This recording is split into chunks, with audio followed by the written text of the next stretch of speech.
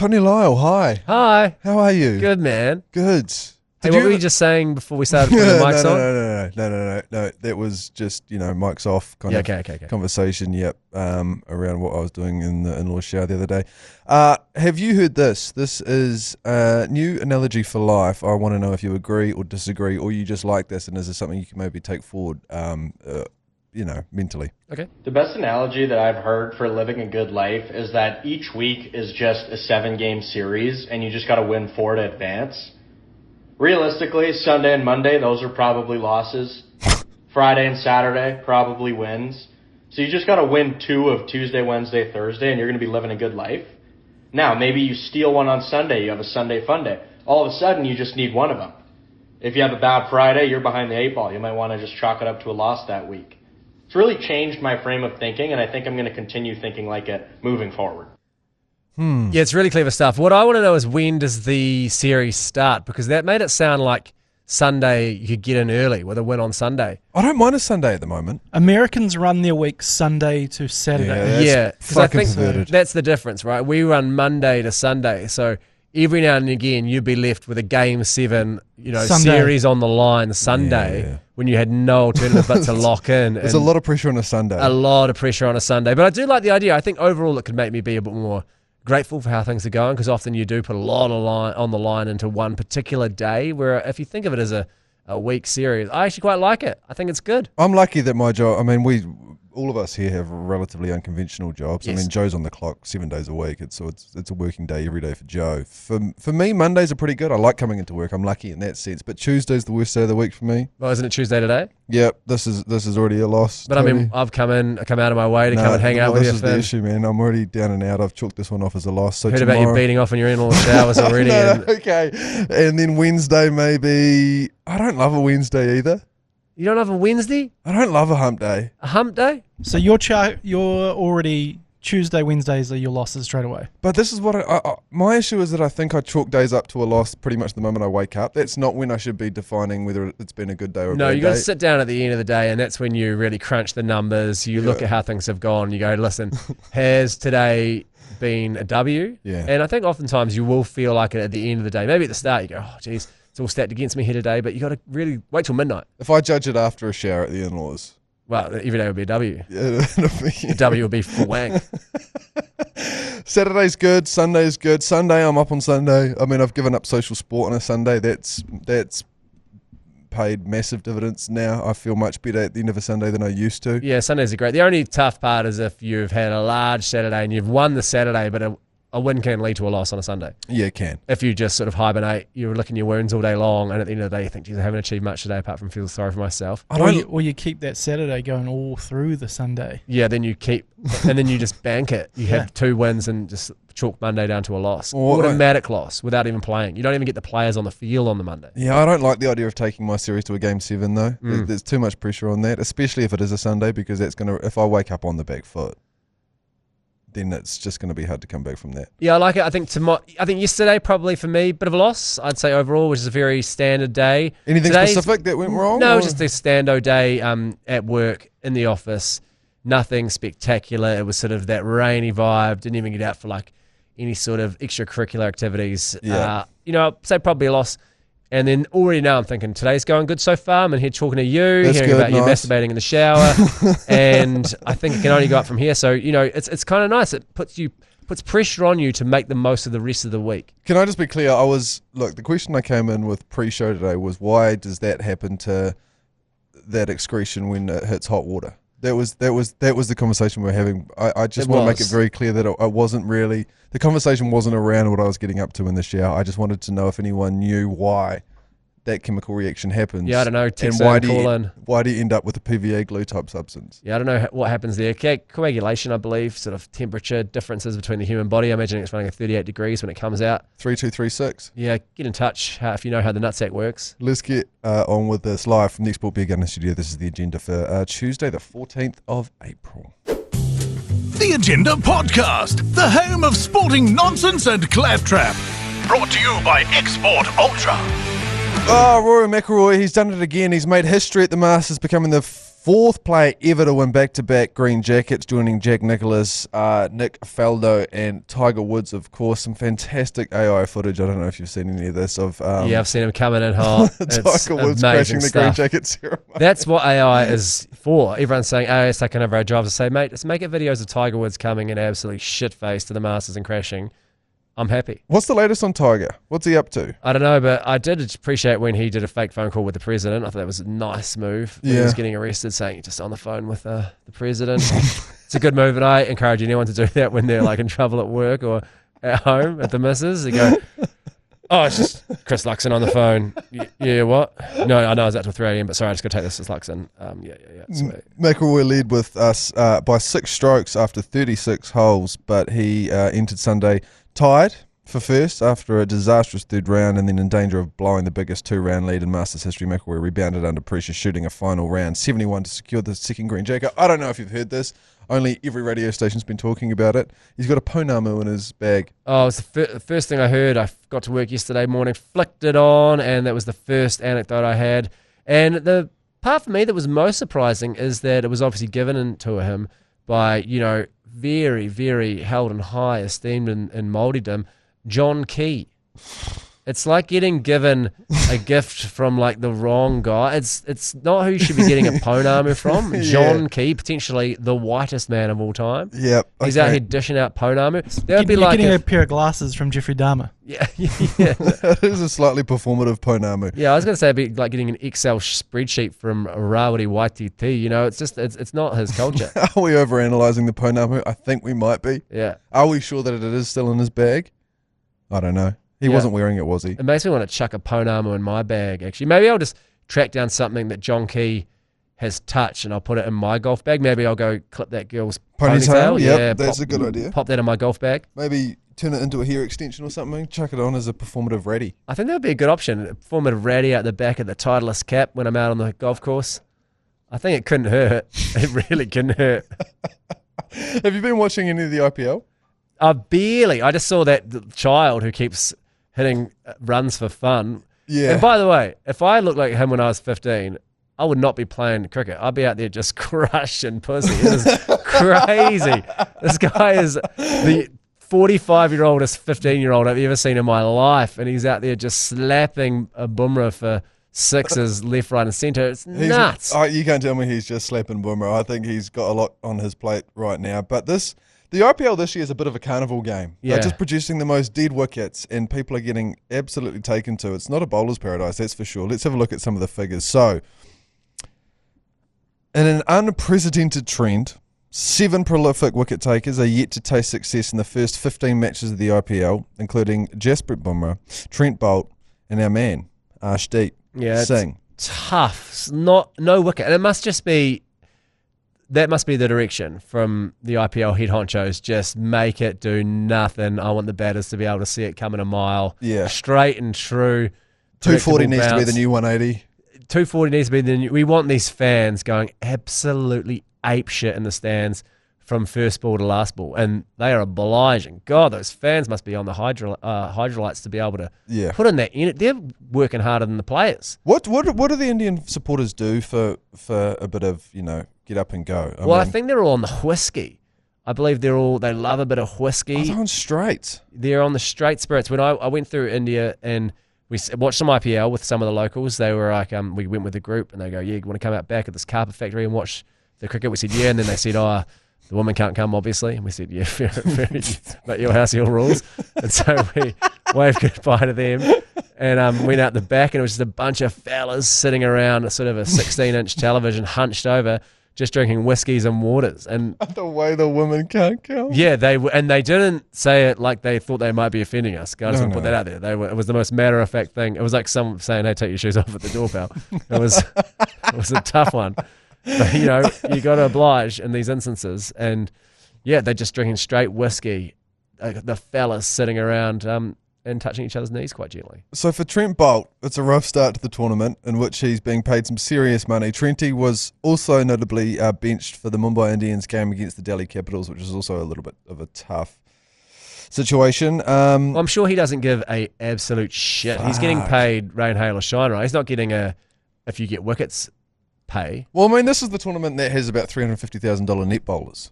You Yeah. know, that are just in and amongst the squad, not even on the team list really, and So just lovely Trenty he's loving it. He goes, I don't have to play and you'll just still pay me. Sweet. No stress. I'll park up and pay for another house in Papamoa. Meanwhile, Lockie Ferguson, the Whakamana Express, is missing the early stages of the IPL for the Punjab Kings after having a son. Congratulations to him, great man. I think I've got one of his quarter zips. You got one of his quarter zips? Yeah, I think when he came in for the no sleeps till hole in one thing we did about what feels like 3 years ago, but it might have only been about 6 months ago. He came in to give us a hand, and I think he left behind one of his quarter zips. It still smells like the Whakamana. I'm going to have to bring it back in. I noticed it when we were moving into the aforementioned in-laws. Yeah, I think maybe bring it in. You know, if it doesn't fit you, I'll try it on. We'll see how we go. It's an XL. An XL for the Whakamana. Yeah, he likes a baggy garment. Yeah, that does make sense. He said, just had a wee son, trying to spend as much time as I can at home and help the wife out. Is he a little person, the son? That would be interesting. Because I think by definition, all babies are wee. He didn't really need to clear that up. No. But I mean, maybe he is weeer than most. Ultra small. I mean, the Whakamanas will do that to you. They will. That'll shrink your seed right up. Interesting. Lockie has also indicated he is evaluating his international future on a tournament-by-tournament basis. Yeah. Though he remains eager to represent the Black Caps at the 2027 ODI World Cup and the co-hosted 2028 T20 World Cup. I imagine he is. He's going, I don't want to have to play all this horse shit. I just want to, I want to dip in and dip out. I want to go hang with my wee son and go slap around the who gives a shit T20 league in Venezuela or whatever it is. I want to go play the Caracas T20 league and cash that coin. Head to the PSL, do some damage there. I don't know if anyone thinks. I think this is how every Black Cap is currently approaching cricket, isn't it? Well, I guess let's the just take this on a tournament by tournament basis. The precedent has been set. They've gone, we'll allow that, and you go, cool, sweet. Well, if you're doing it for him, do it for me. And I think the precedent being set. They set it at quite a low bar to start with. Yep. And, I mean, Finn Allen, he's obviously proven his worth now. Yeah. But when he was first allowed to not do it, he had a couple of impressive knocks, but you wouldn't say he was, the king that we saw coming. Yeah. So to go, you can do it, and then we'll still get you in. Everyone else like, well, sweet, I'll give it a crack too. Yeah, because there was a time only a couple of years ago where you had to be fucking good to have this blasé approach. You had to literally be Trent Bolt. Yeah. Or Kane Williamson. And that was about it. And then they thought, we'll open the door a crack. And now, I mean, I'm about to get offered a contract in the next years. Are you? Well, I mean, May as well. Who else is they going to offer it to? There must be like some 16-year-old. We need to get one of those freaks that India have, one of those 15-year-old kids. Yeah, where are we going to get those from? Who do we have to target? Where do we? I don't even know where we look. Well, I think I know where we look. It's a giant country where they play the IPL. We need to start throwing around some golden visas. We need to get Luxon on the phone and go, listen, we need to get someone in a house up on Mission Bay. We'll give you a beautiful little, if you've got a freak show son, or daughter, come on in and we can we'll sort you out. Yeah, I don't have anything against the South Africans, not like G Lane, but I feel like we've been very open to accommodating South Africans that aren't going to get a look at international cricket over there. Yeah. And then we welcome them in with open arms here, give them a playing visa, and then all of a sudden they're playing for the Black Caps. And then I think we should maybe look at the subcontinent a little bit more, seeing who we can get in there. I think for sure there'll be people, queuing up. I mean, we've got a billion to choose from. I reckon we can get one. We can get one. Black Caps start recruiting for We need to go fracking for cricket players in India. I couldn't agree more. We just need to go over there and rattle. Like, we need to set up a cardboard box at like the local nets where it has like, instead of breadcrumbs under it and a stick, and just have like New Zealand visa. Good. And then if sort of a wayward player wanders over, pull the string, cardboard box comes down. Bang, gotcha. Drag them in. Then just put them in the nets, train them up from when they're 3, and then boom, we'll have a Black Cap at 15, a freak show. Oh, you think we target preschoolers? I'm thinking we target preschoolers. Yeah, not already ready-made cricketers. You think we just go earlier? I reckon we go the Crashes. We go just scoop the Crashes of Delhi. And anyone just see that what shows we get. any kind of wrist movement with the bat, we think, just sit. If we get maybe 6 dozen, that's enough. It's a lot, and then just sort of whittle them out, like sort of gold panning. So you just put them in the nets, see how they go, and when they start showing signs of no improvement, just send them back. Well, just we can home them still. They can stay here. Yeah, you've been put through the experiment, so you can stay. What was that movie with John Hamm where he went looking for baseballers and then turned them into cricket players? I don't know. Or was it the other way around? They started looking for cricket play. He was looking for baseballers, and he went to India looking for Cricket players? Yeah. Okay, maybe we should do that as the SEC. We all get on a plane, we go across there as a panel, we set up trestle tables in the local villages, Yeah. preschools. Well, and I just mean- start, and this is probably a less creepy way to do it. We could do the opposite of that and go and scoop the D leagues of American baseball, and then just get a Mark Maguire, someone absolutely up to his eyeballs in steroids, and instead get them a cricket bat and see how they go. cricket, it's hard to teach. It's one of the harder games to transition into, isn't it, cricket? You don't see many people then. You see people go from cricket to other sports, but cricket's too weird to pick up, isn't it, if you're good at other things? It's unusual. There is a video floating around of a baseball player who, I think he hits a net baseball player who hits homers for fun, and he tries it with a cricket bat. Yeah, I love and that he guy. gets there in the end. Yeah, Yeah. it's good watch him working it through and seeing how it works and adjusting his stance. And by the end, he's hitting dingers, but it takes him a wee while. And it is an organic skill. $1 Million Arm is the name of that movie. Is it a shitter? I think I watched it on a plane. I mean, that's got to be a rip-off of Slumdog Millionaire. Yeah, It feels like it. Alan Arkin is also in it. Alan Arkin, is that the guy from MASH? Yes. Yeah, what a guy. Alan Arkin, was he also an Argo? Yes, he was. He was an Argo. Was he one of the two guys that gets the Hollywood communication running for Ben Affleck to get across there? Ben Affleck's rugged. The Bill haircut- Paxton as well. I reckon Ben Affleck, he could give him a couple of days to cricket bat. Maybe actors. Actors are very, they're malleable. They're able to pick up skills quickly. You reckon Tom Cruise could play cricket? I reckon Tom Cruise, maybe like Top Gun era, Tom Cruise could have played cricket. I think these days maybe that ship has sailed. I don't imagine his eyes. He's lost his eyes. He's a bit like Guppy. Later career Guppy. His eyes are gone. He wouldn't see that ball coming at him quick enough. He'd be all right on the flat track with guys coming and bowling 110, but as soon as you get up to those 140s, straight through him. He'd be quick between the wickets though.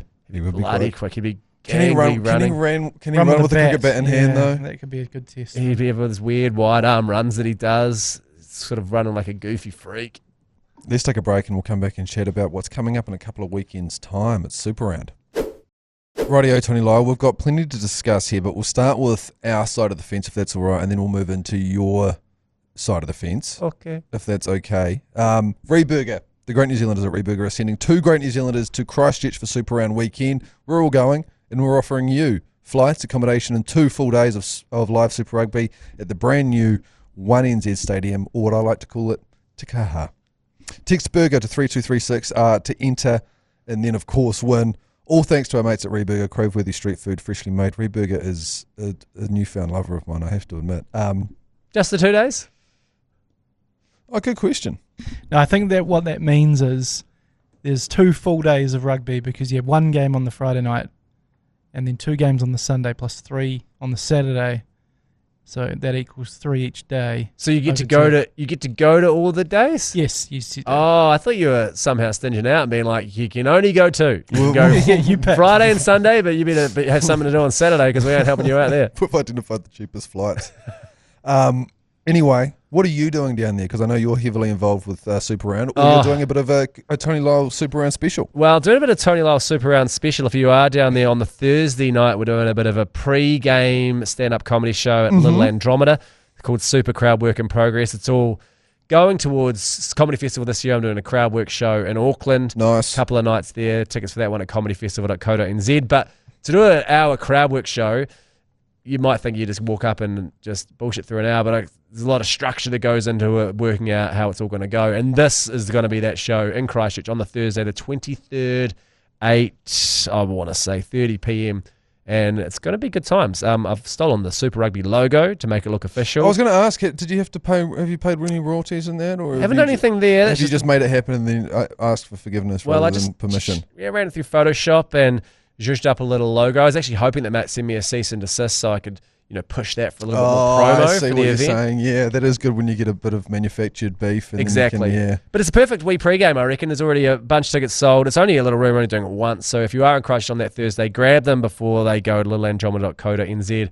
And it is that nice, like going to the arts before a hearty weekend of rugby. Where is the Little Andromeda? It's basically underneath Fat Eddie's, right in that Nice. little instance, right in town. It's going to be good. It's a lovely little 100-seat venue.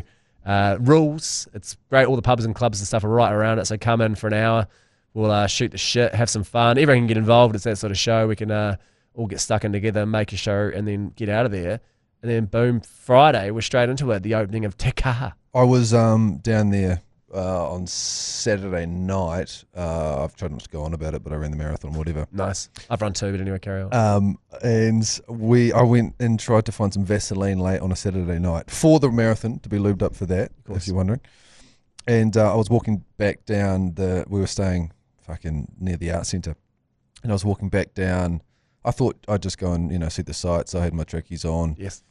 Hoodie on, and I was walking down past that kind of riverside strip there, past Fat Eddie's, past Little Andromeda, obviously. And the most Christchurch thing I ever saw was happening. It was this dangerously wasted dude. He was high off his chops, and he was harassing some poor homeless person that was just sitting there with his sleeping bag. And then before you know it, 2 great New Zealanders who looked like they'd be from Lincoln University. I'd put my house on the fact that they would be from Lincoln University. And a massive scrap broke out. And the homeless person just stayed asleep throughout the entire thing. Nice. But it was a fracas between the 2 Lincoln players who were trying to stand up for the homeless guy that never even, Knew it was happening. opened his eyes. So there'll be a bit of that going on as well, which is always good to see. Well, the only thing that could make that story more Christchurch is with their 6 white girls and Air Force Ones watching the fight, Do you know there was, man? yelling, "Cut it out." Yeah, and then there was another lady wearing Air Force Ones and what looked like a garment that you'd wear to what's the race course down there? Did everyone go to Addington race course? It looked like she just spent a day at Addington, and she was trying to usher the dude that was getting into the fracas after harassing the homeless person into an Uber, and it was all getting very, very frantic. And then that's just town, mate. That's just Christchurch town. And then there was a couple of bouncers that rolled out of, I think it was the rock pool. Oh, what an Side of the establishment street. the rock pool is. And they I happen started- to love the rock pool. I love the rock pool too. As far as the strip goes, the best. I know it's slightly off the strip, but it's the best place. I try to get in there anytime I can. First of all, the line's never too crazy. No, it's Second never. of all, you can actually play some pool. Third of all, just park up with a little teapot. Those teapots are fucking dangerous, They're though. just delightful. You don't know what's in them. By the end, you're like, I'm all full of raspberry cordial and some sort of mysterious liquor. But you are pretty dieseled after a teapot. I'll sort you out. They don't. And then you skimp on come the to place. theirs and you go upstairs to the Mickey Finn's. The Yeah. Mickey Fins up there Great place. is Cover band. Yeah, Beautiful. it really is. It's a hell of an establishment they got there. And you know what would make it even better? By going along to Lyall Andromeda on Thursday the 23rd, 8:30 p.m. Tickets at lyallandromeda.co.nz. treat it like a pre-drinks. Perfect. It's the perfect thing because if you're landing early, if you're getting there on the Thursday, maybe you go to golf day on Friday like I do, Yeah. then you get there a day early. You go, it's not real first night fever because I think that'll be Friday, but you do still kind of want to do something. Yeah. It's the perfect thing to go along. And also, if you are in Auckland, come along Comedy Festival in May. And that'll be the real deal 2 nights, May 6th and the 9th. Oh yeah, whereabouts are you performing there? Q Theatre. Nice. The Loft, the nice big room up there. It's going to be... Is that a crowd Wild. work based show as well, or is that Again, more it is a crowd work traditional? based show. No, that's going to be crowd work too, man. It's all over to the people this year. Why is that? Is that because you enjoy doing that more? Yeah, just haven't done it before. I've done about 8 shows in a row, 8 hours of regular written stand-up, and that's also really hard. And I thought to myself, what can I do differently this year? What's going to change the game? And also, how will I not have to write a full hour show this year? So it's a different way to go about it. But I've ended up putting just as much work as I have into the other one, so it's kind of been a wasted time for that. But it's going to be fun. It's going to be wild. Yeah. And people better come in hot because I'm relying on them to come in with some ideas Yeah, that I can steal and turn around right before their very eyes. Do you require a bit of crowd energy, do you? Or A lot of crowd energy. Yeah. That's why you guys should come. It's that one there is in May 6th and 9th. a bit of faux confidence. Yeah. Feel free to chuck a couple of insults Tony Lyall's way. Yeah, definitely. There will be a heckling section as well, Yeah. where it'll be open to hecklers. So, if you ever wanted to heckle at a comedy show, now's your time. Come in and just really let me have it. Should be fun. When you do gigs down at the Classic, Loz and my partner and I, we tend to go along once every couple of months, and we always have a great night there, and there's never a lot of heckling going on. Do you still get much heckling? Yeah, New Zealand hecklers aren't the most cultured hecklers.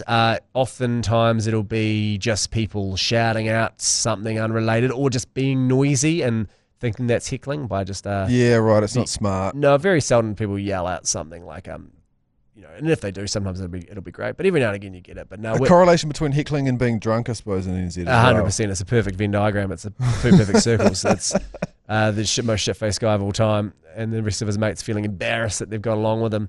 But if you ever want to do it, then I've got the show for you. Yeah. That'll come along, and you can be part of the fucking show. Well, we've got our crowd work section coming up in just a moment, the Yours Please section. But before we move on to that, there's been some carnage in the cycling world. Oh. Our boy...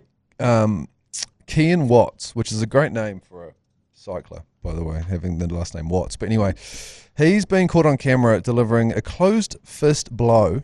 Close fist blow. That's how I lost my virginity. Seen that video. To the helmet of Dutch rider Marjan Maas. So you telling me you got a close fist blow to the helmet? Yes. And we're all okay with that? Yeah, I think we're all okay with that. I mean, sounds like a good night for to the double Dutch rider. Was he running a Dutch rider while he was getting a closed fist blow? I think he was getting a closed fist blow to the helmet running a Dutch rider. He received a $220 fine for the closed fist blow to the double Dutch rider and was deducted 25 Union Cyclist International points. The victim wobbled but stayed upright.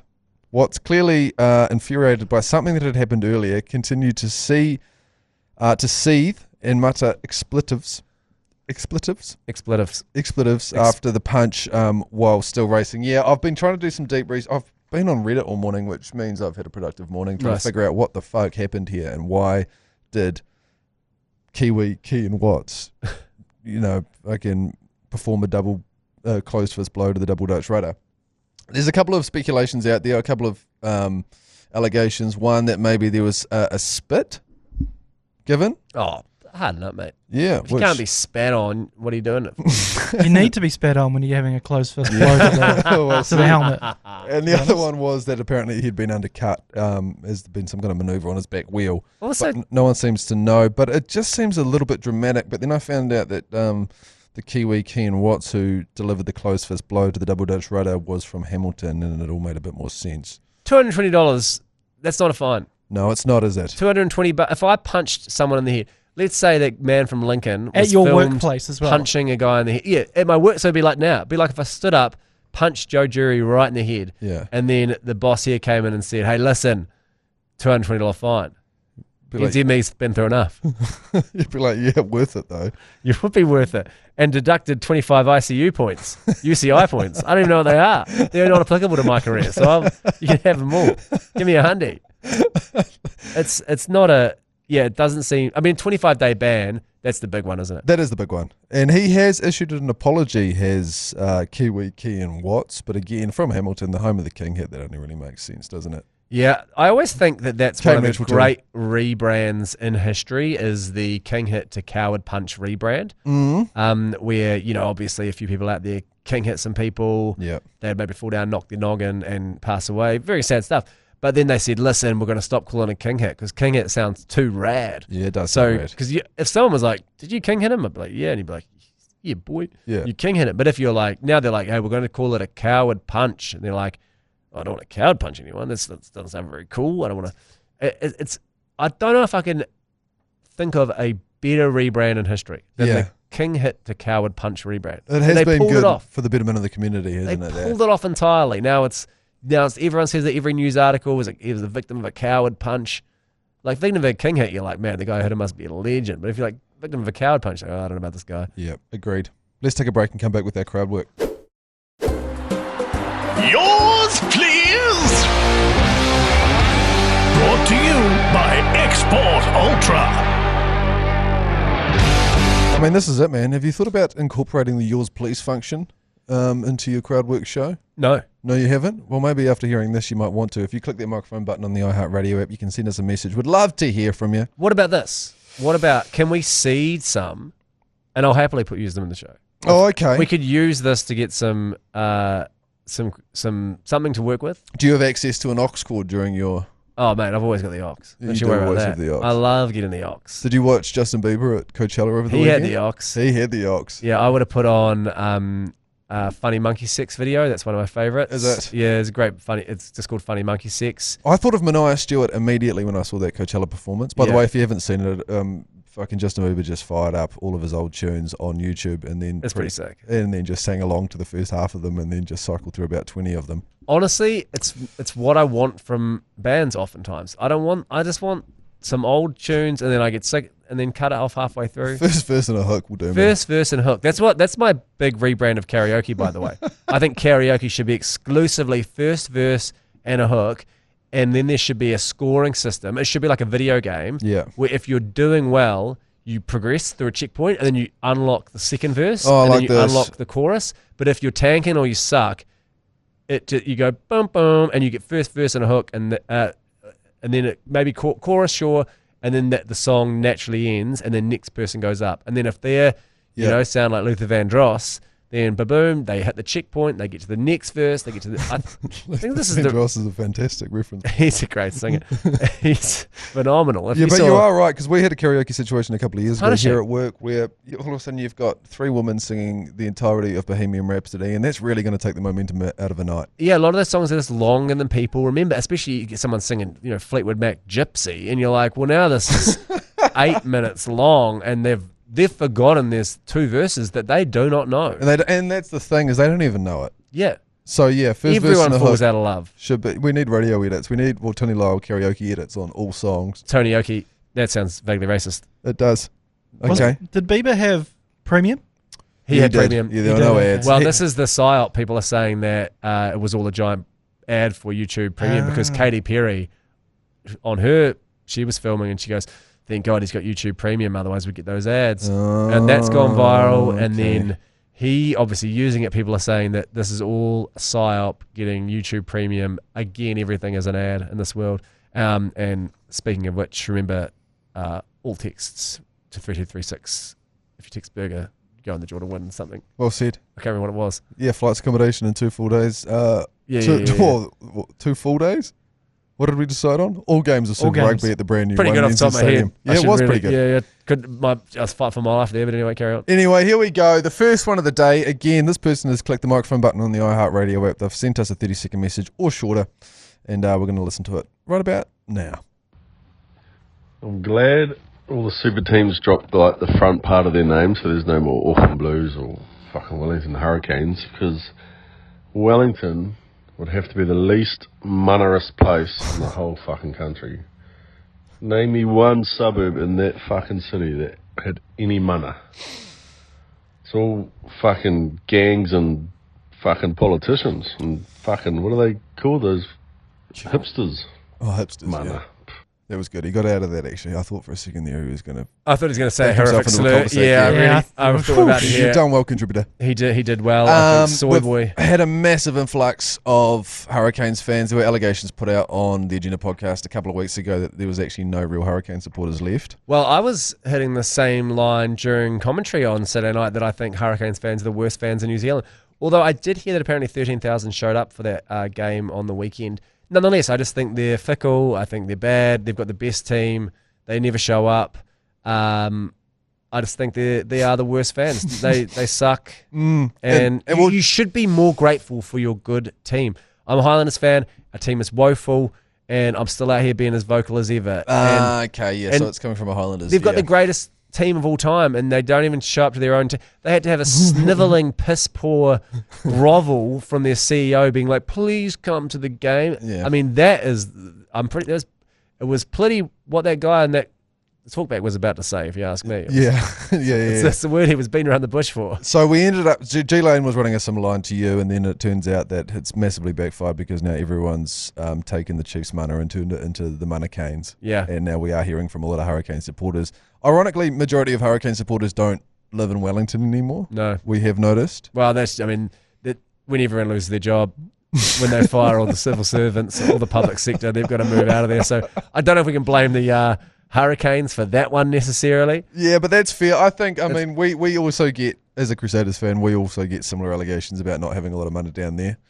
I'm a Highlanders fan. I'm sitting on the couch here living in Auckland. You're a Crusaders fan sitting on a couch here living in Auckland. So Joe Jury's sitting on the couch over there. Yeah. From Canterbury, living in Auckland. And you got to do it. Or at least we're still representing our teams. We haven't folded. That's right. We haven't done a Heath where just because we get, premium box tickets to each Blues game that we've now... Well, I once worked for the Blues. They got me to come in and do MCing, much like I do with the Black Caps and that you do with AFC. Yeah. And I did one game and I posted about it afterwards. It's sort of tongue-in-cheek, being like, on this one occasion I'll support the Blues apart from the Highlanders. And never got the call back. I think that they potentially sent the wrong message saying that I begrudgingly supported the Blues. Yeah, and I needed to go whole hog, and I shouldn't have posted to social media, but to be honest, I would have felt like a sellout rat. Yeah, it's a reminder to go full hog at all times. Yeah, you've always got to go full hog. Next one. Yours, please. G'day, boys. Andrew from Napes here. G'day, Andy. Have we just given up and all we're doing now is just smashing beers, ripping them? Yep. Sounds good to me. Rip it, please. Q, Trevi, the tap dancing dog, go. Good boy. Do you want a beer? I'm having one. Bit of boy, Andy. Smash that. Yeah, brother. Oh. That is enough to rock you into full mongrel there. I'm about to rip an Export Ultra immediately. Yeah, that's good. I don't know when this started happening, but don't forget as well, you can nominate people if you'd like. Andy from Napes, you're welcome to nominate someone else to buff a beer. That's like the ALSL challenge. Yeah, yeah, exactly that. We've taken inspiration ALS, from the whatever one it was. Yeah, good to know that it was an effective campaign. I think people were more focused on the ice buckets and the headlights. Well, there was also a buffer beer challenge. What was the viral? There was a viral rip a beer challenge for a while. There? Everyone was sculling piss. Yeah. So that's good. This is probably also 2014. Yeah, it would have been. Fuck Al Pacino in Any Given Sunday. That right there is the halftime speech I need. Just Andy from Napes just sculling a beer. That got me fucking barred up, ready to go. I was about to maybe say, should we go on a long lunch? Because that gulping, it really was good. And that tap dancing dog he's got as well. Oh, what a guy. Oh, I hope he got one. Next one. Yours, please. G'day, fellas. G'day, boy. Hey, just thinking, why don't you just pick up and move the ACC to Christchurch? It's a far better city than Auckland. I mean, you got Mash, you got Joe, Mania, who have Bex, Matt Heath. I mean, the South Island's a stronghold. Tony Lyall. There you go. Come down here, guys. Sell your shitters in Auckland and buy mansions in Christchurch. Anyway, Uruk. You're not a bad shout. Yeah, there's certainly method in the madness, isn't there? We do a lot of travelling anyway, don't we? Yeah, we do. And even these days, I guess a lot of the events do happen out of Auckland, but... Do you know, it's funny, actually, the events that we do in Auckland are the least effective events. You know, if we travel for whatever, like we've got a long lunch thing that we're going to be doing down at Super Round, which we'll share more info about shortly. I'll be there. Yeah, this is the thing, is people love to come out to it whenever we go anywhere else. And I'm not just saying South Island alone, I'm saying anywhere in Auckland. And you know why that is? As well. It's because nothing going on there. Yeah, it's because they hibernate for 8 months in their houses, and then something finally comes to town, so everyone floods it. Where in Auckland we're spoiled for choice. We've got activities coming out of our eyeballs. You got the Blues one night, the Waz the next, AFC the next, and so we get complacent. Yeah, we do. That's on us. But the reason we get complacent is because there's things to do in Auckland, places to go, people to see. And so that's what brought me up here, is you can go to events. So I went to Sublime on Friday night. Oh, how was it? It was bloody great. Pretty ski whiff. Yeah. Yeah, she was a good old... I can imagine it's fairly erratic. Where was it? At the power station? It was at Trust Stadium. And can I just say, Trust Stadium out in West Auckland.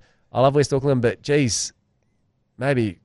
have a look at yourself. It was tough. What, a bit of a sweatbox? It was so an hot absolute Thunderdome in there. Maybe the hottest I've ever been in my life. It's so hot in there. Was there booze, or did the Trust shut that down? No, there was booze, but it took about an hour to get a beer, genuinely. There was probably one woman working on the gate. Yeah. So to get in, she was individually typing your name into one computer, and then she was the lady who put your wristband on. Okay. I genuinely think it took me about 45 minutes to get in a line of about 10 people. Mm-hmm. I could hear them playing wrong way inside the stadium while I was waiting to get in the stadium. It was that was tough.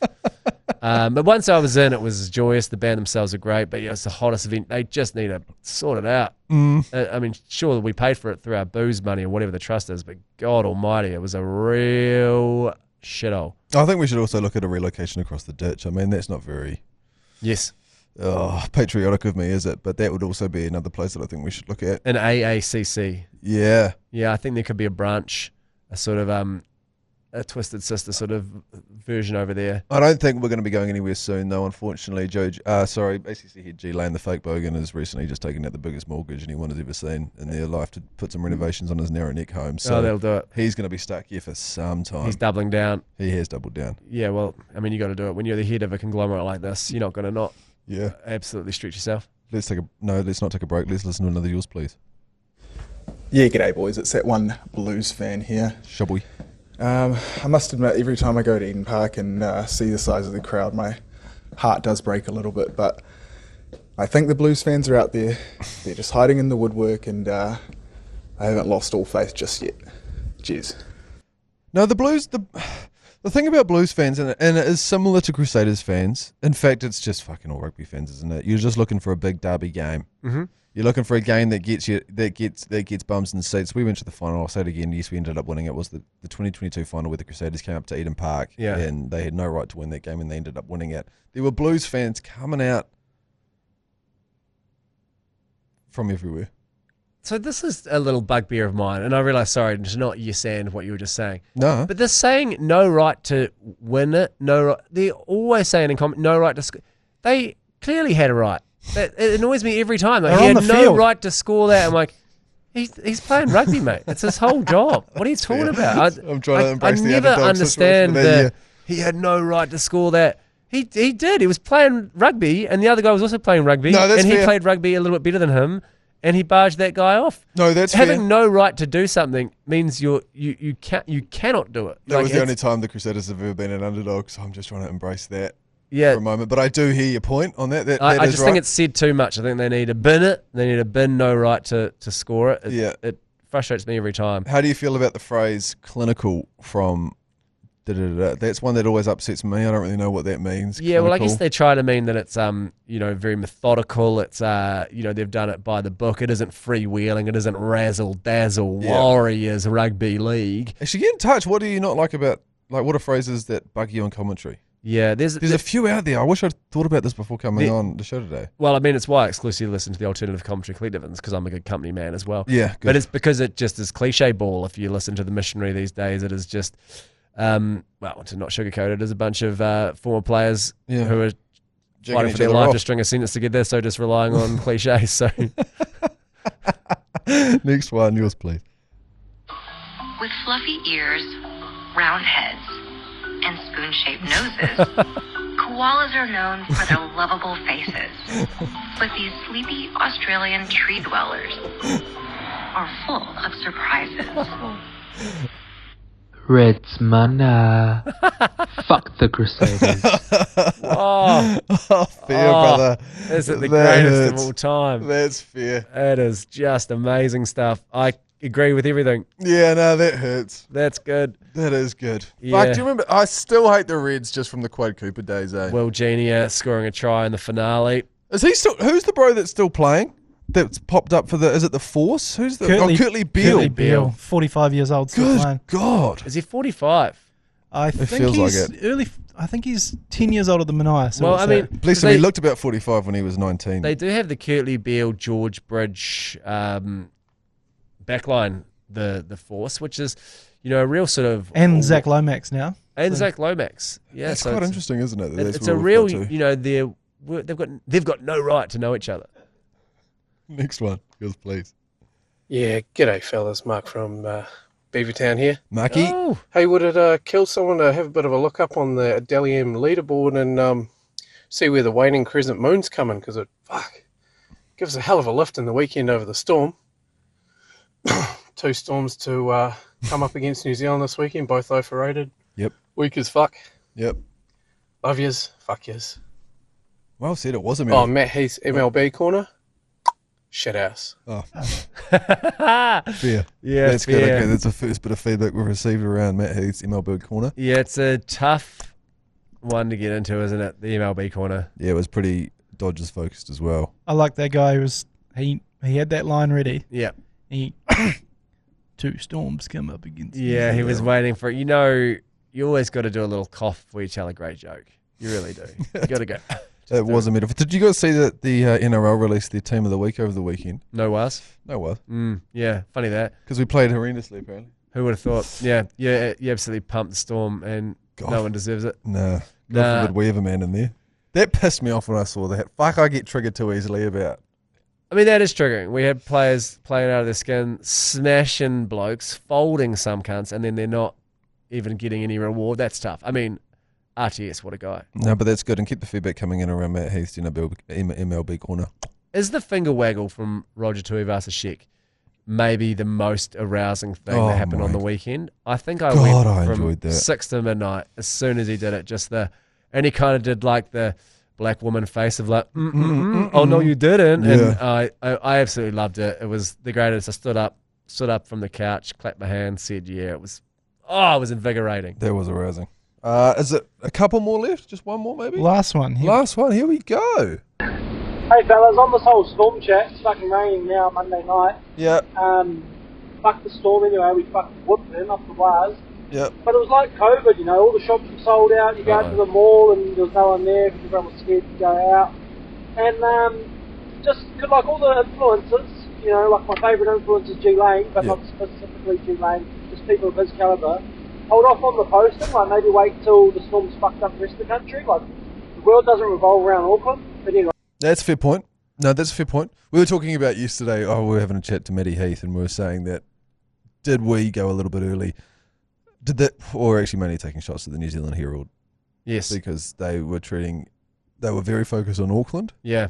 And they were very focused on how bad it was going to be in Auckland, and then it wasn't that bad in Auckland. And I understand how that would come across like it wasn't bad anywhere else. We were just laughing at the fact that the Herald were just using this and abusing this thing for some clicks on there. Yeah, the idea, right, is that it's the main metropolitan centre, and if Vaianu had gone right up the backside of that main metropolitan centre, it would be the biggest story in a long while. But so that was what the expectation was. And because it didn't, you could understand them going, oh, well, it's actually not as bad as we thought it was going to get. It'll just go absolutely ravage the areas that have been ravaged time and time again. And if anything, listener, we're on your side about that. We were upset about the fact that everything that we saw was more focused on Auckland in general. We were with you. We were like, come on now, let's just not. Yeah, that's why I get my news from more, less mainstream. I don't trust the mainstream RNZ? media. Yeah, no, I'm more of a sort of just spin-off? do my own research kind of guy. I like to get on the dark web, see what's going on there. I like a bit of Ken Ring. Yeah, you sort of see how the moon has influenced the storm, that sort of thing. Just maybe I'm more interested in sort of underground cabals. Yeah, how they're harvesting the blood of our children. These sort of things. That's where I get my news from. Okay. Well, that's good. Well, again, we thoughts and prayers to you if it's still raining wherever you are, and hopefully everyone is okay. Jeez, I think they'll be fine. There was a great video that we received. Was it from Milford Beach? Yeah, that's a Milford Beach surf session. That surf sesh.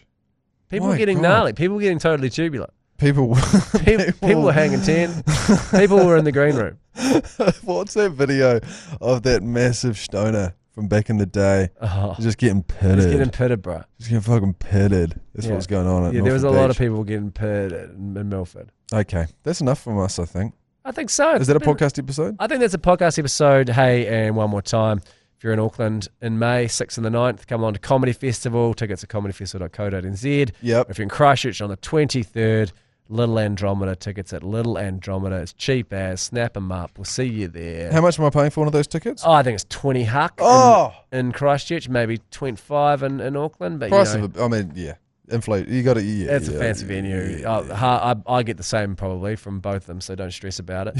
Sweet fuck all. Yeah, I should have probably worked out some sort of code, but I haven't. So well, fuck yeah. If you do want to, maybe you could I don't know, have a hat round at the end or something. Yeah. Go up and down the aisles. Yeah. Like my nana used to do at church. I reckon so. I reckon back pocket a couple of fivers. I've had an old woman slip me a couple of notes, greased my palm after a show once. Have you? Just, with a couple of, maybe it was even a fitty. Did a show in Dunedin. She greased my palm afterwards. It was nice. Okay. I think she enjoyed the show. She just came up. And that was, lady. Genuinely, that was it? She was off just means, yeah. Okay. She was like, really enjoyed the show. Greased my palm and she gapped it. And I thought, hell yeah. Did she give you money or she just... She gave me $50 greased your note. palms up? No, she just did the old handshake, greased palm, $50 note. I was like, I kind of thought she might have slipped me a number and then looked down, saw the $50 note and was... She wasn't expecting you to give her a feedback or something like that. No, I don't think so. It sounds a little bit like a deal. I've done one of those handshakes before. Yeah, it had all the makings of one of those handshakes. I was sort of waiting for the reciprocal arrangement to blossom, but there was nothing. She just wandered off and that was it. Well, let's come back tomorrow and talk more about some sport. Tony, thank you for coming in today. Hey, it was great. I loved it. We desperately needed you. Hey, are you familiar with the story of Peter Plumley Walker? Peter Plumley Walker, yeah, do believe so. Well, this weekend, everyone's relatively busy, so we're going to re-release a podcast that we did a wee while ago, actually, when I was back on the Matt and Jerry show. It was a series called Mercy Mistress Mercy. It's a four-part podcast series on the infamous or famous, whatever way you look at it, former cricketing umpire Peter Plumley Walker, who...